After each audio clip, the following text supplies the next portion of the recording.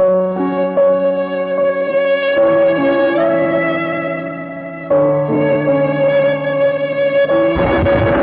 বিরক্ত লাগছে, বৃষ্টি পড়ছে,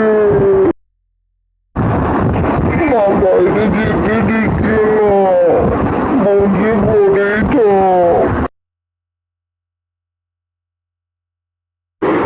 ফটকা, কি হলো রে? তোর মুখটা এত কাঁদু কাঁদু কেন রে? কি হলো বল আমার। তুই জানিস না মা যেতে দিবে না বাইরে খেলতে?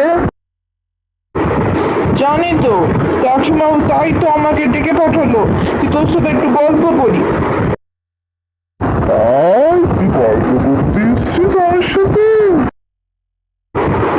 হ্যাঁ রে, গল্প করবো আর খেলবো আমরা দুজনে মিলে।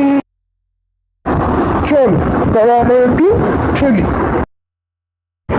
আগে কাকিমা বললো কালকে হোমওয়ার্ক গুলো আগে করে নি, তারপর খেলতে দেবে।